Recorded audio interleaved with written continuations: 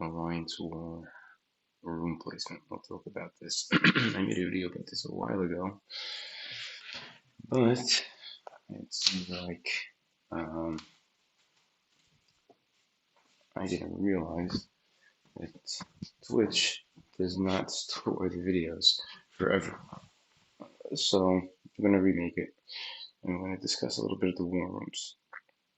Okay, basically, I'm going to go through exactly what's the best placement because that's subject to wherever your alliance is holding in their war. If you're gold 1, 2, 3, 4, platinum, diamond. If you're diamond, then you don't need this video. But there are certain things that people tend to overlook when trying to figure out what's the best war placement. One thing where they uh, tend to overemphasize certain rooms that are not necessarily the best rooms, and they're doing it under a false understanding of what's considered a good room that you need to protect. So, with that in mind, we're going to go through basically the different rooms and what would be a good room to protect and what isn't a good room to protect, and that's all based on um, where you are in your alliance and in your war battles. Okay, so we're just going to go over some of that right now. Okay, let's see. Okay, so first things first is different types of rooms. We're going to leave the what I like to call the utility rooms for the end, and we'll talk about the buff rooms. So there's basically two groups of rooms. There's the buff rooms, and then there's utility rooms. Now, the buff rooms are broken up into two types of buff rooms. You have buff rooms that are ISO dependent, okay, and you have buff rooms that are independent of any kind of ISO. Uh, so we're going to talk about the, let's go through the ISO dependent ones first of all. So you have cargo bay as one. So cargo bay gives you, and all of yours, you can see over here in the top left over here, it says 20% plus 20% to your primary stats of your defending war-ready allies. And that's very key to understand that it's only applying 20% to the primary stats, which means you're going to get a 20% health boost, 20% focus boost, 20% resistance, 20% damage stats. All those stats are going to get 20% boosts, but it's only to any of the tunes that you have on defense, okay, that are war ready, which means that they have ISO level 4. So for instance, over here in the first slot here, you can see the Karnak, he only has one slot, and so does Crystal, she has only 2. So they're not getting any of those bonuses, even though they're crap tunes. It doesn't really make too much of a difference. But any tune that does not have level 4 ISO, it's a global room, so it's going to apply to the entire helicarrier. But any tune that doesn't have a level 4 ISO green is not going to get these buffs. So, for example, over here you have the Brotherhood in slot 4. So, Toad, yeah, Toad, Blob, what's his name?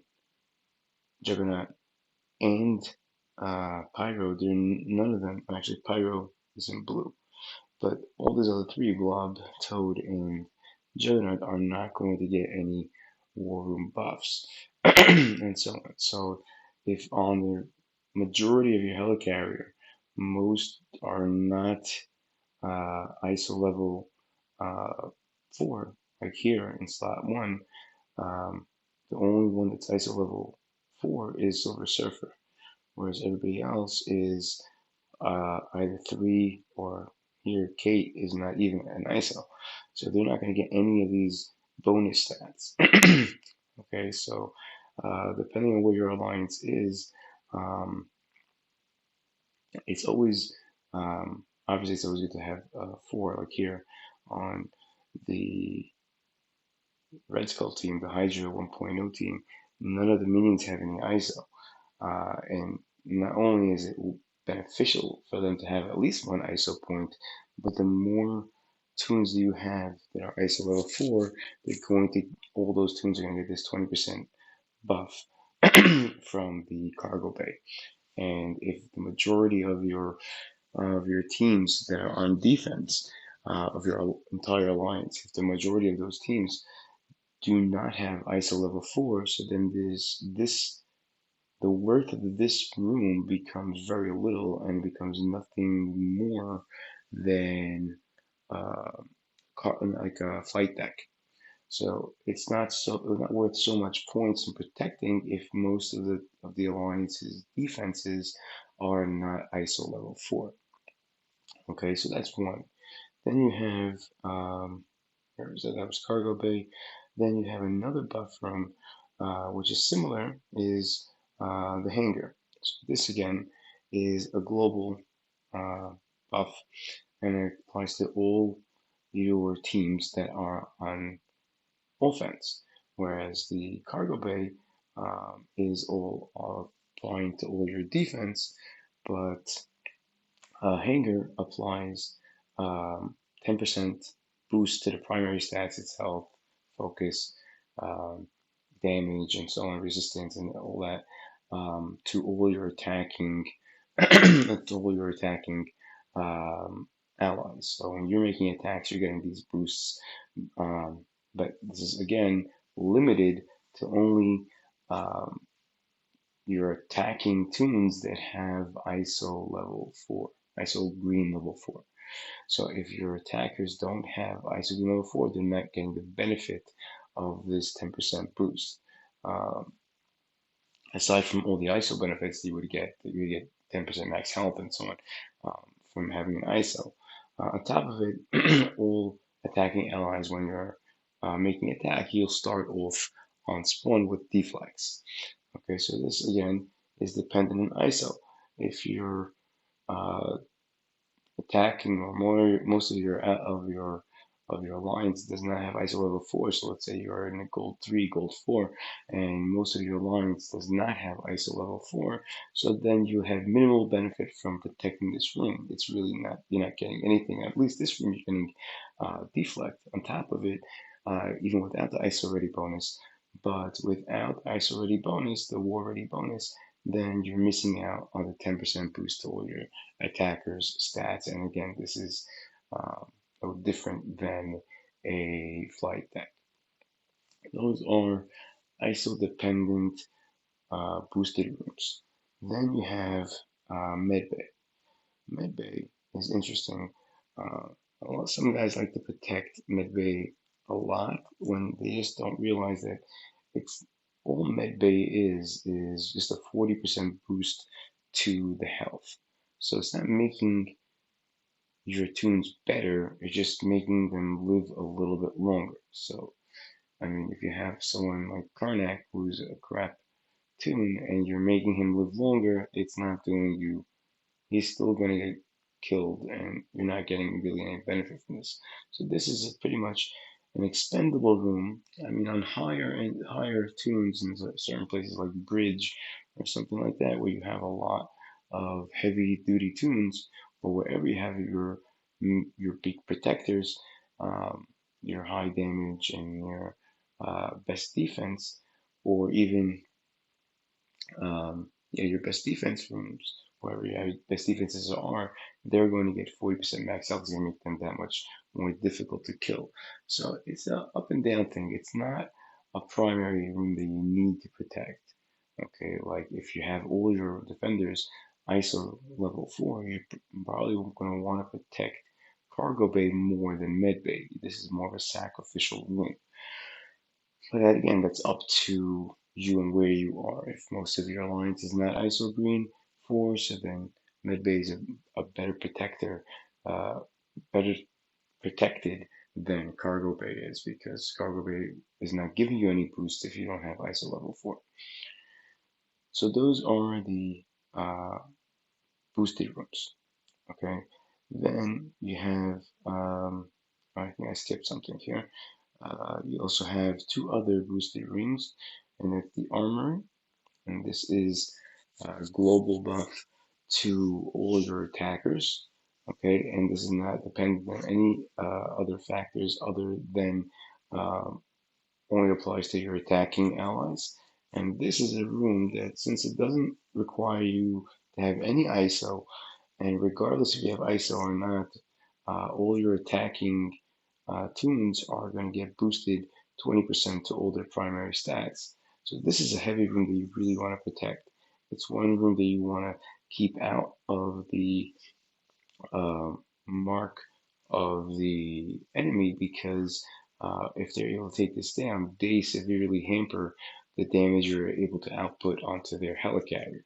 So this room is a very key room if you want to, the best defense is a swift and capable offense. So if you're able to, even on attacking, if you look into able to search out for their armory and you're able to disarm their armory right away, so they're already at a disadvantage with 20% less damage, focus, resistance, and health to their entire all their attacking tunes. So they won't be able to attack you as effectively as you'll be able to attack into them.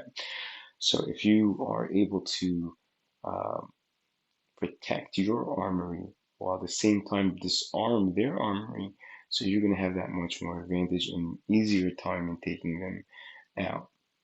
So that's the armory. Um, then you have the barracks. The barracks is the same thing as the armory essentially, except that it's for defense.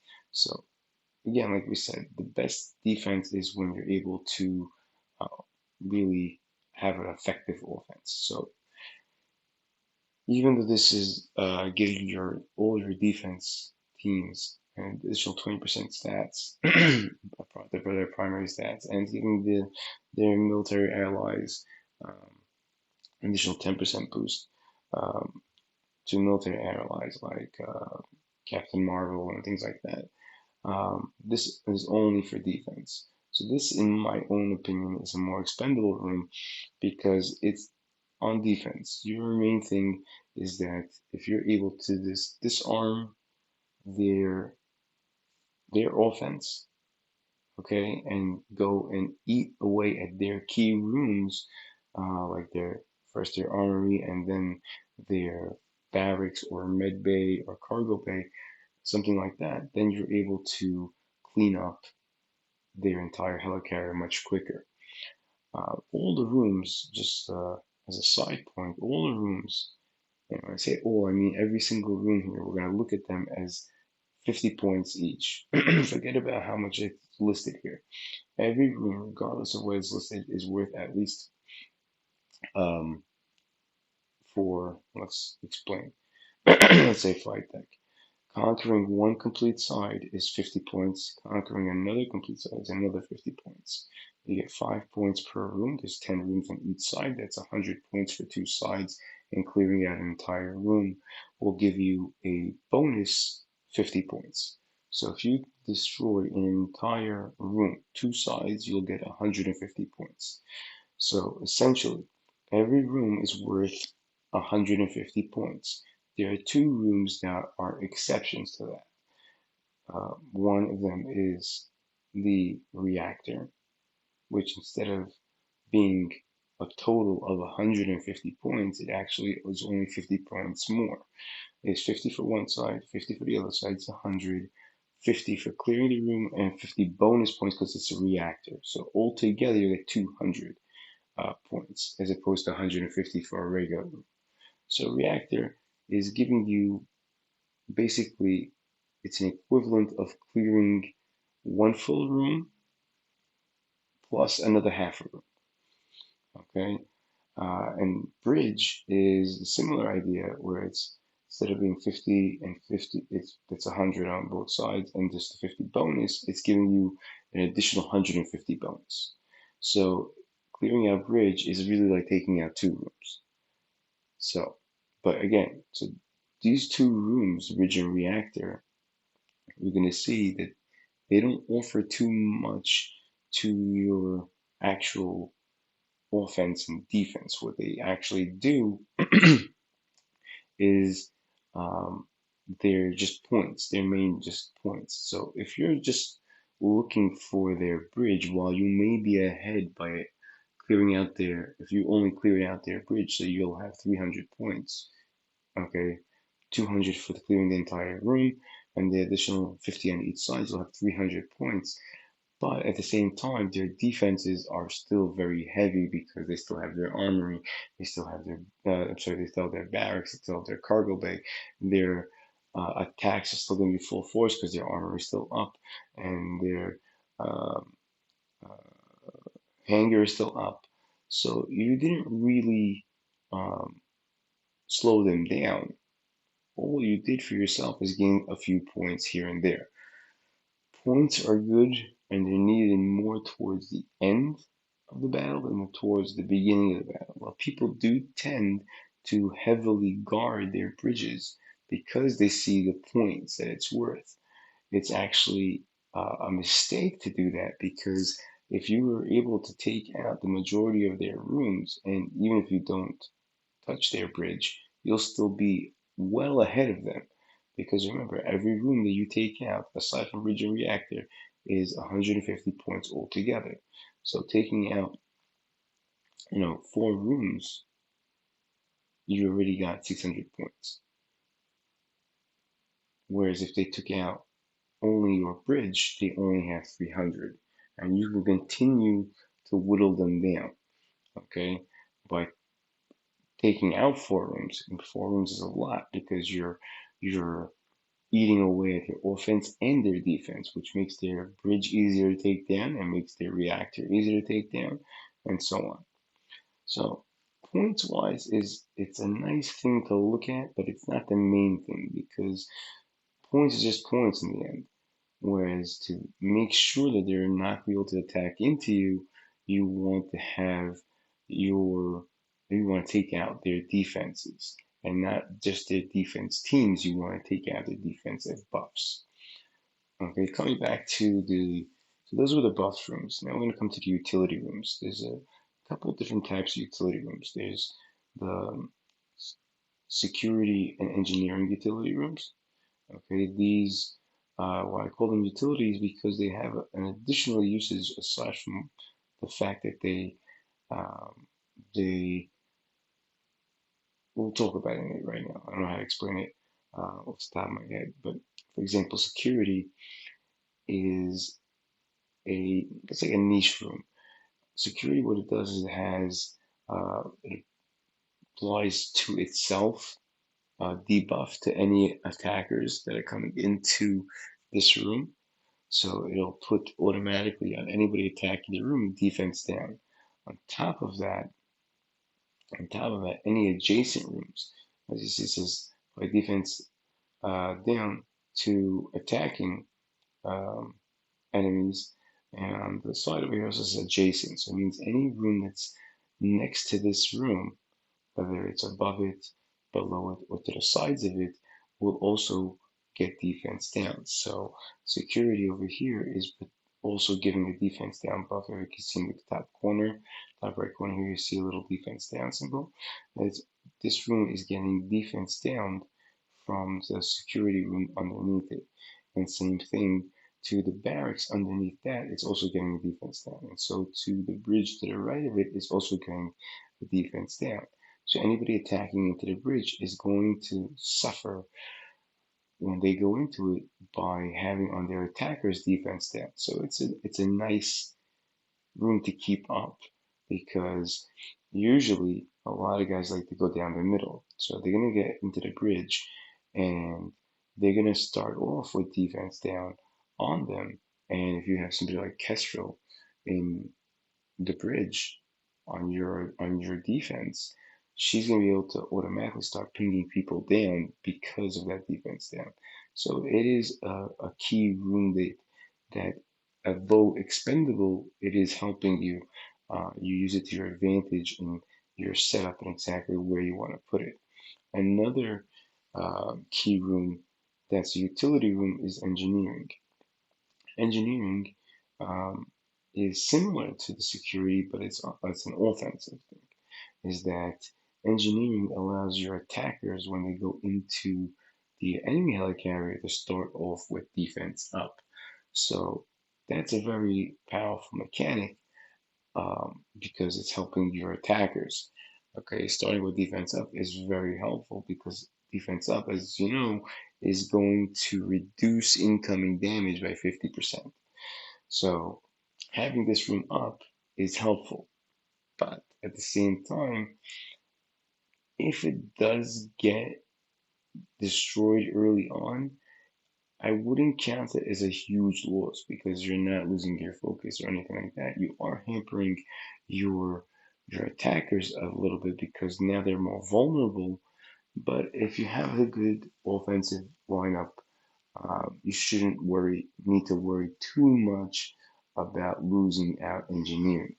Okay. This also though, um, sorry, this is for defensive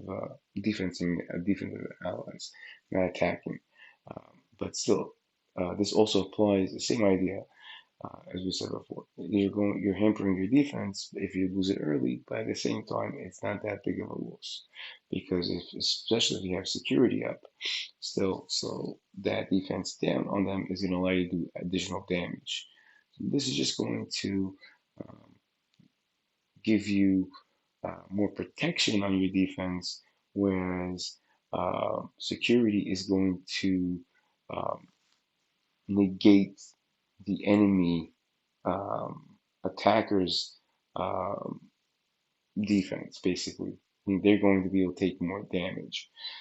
So, engineering, I don't value as much as I value security because security, you can have a lot of uh, teams that can, on your defense, that can do heavy damage to an attacking team simply because they have defense down.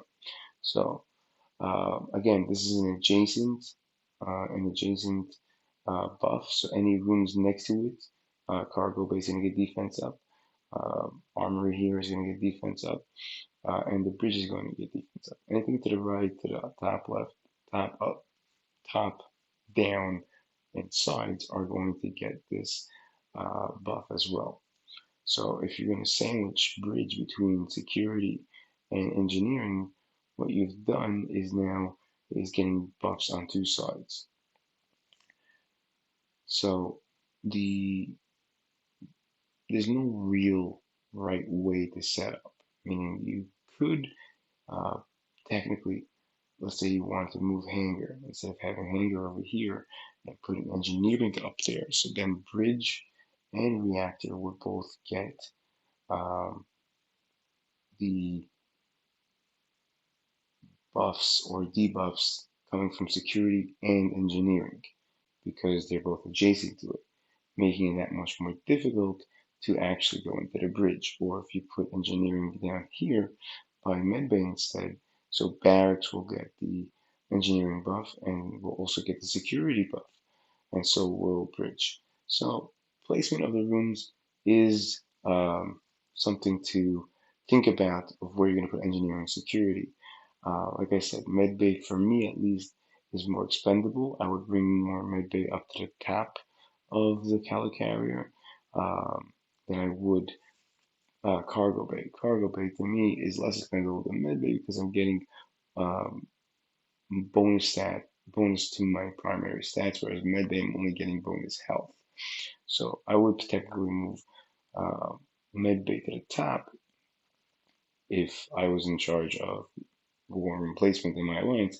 I would move medbay to the top and move cargo bay down.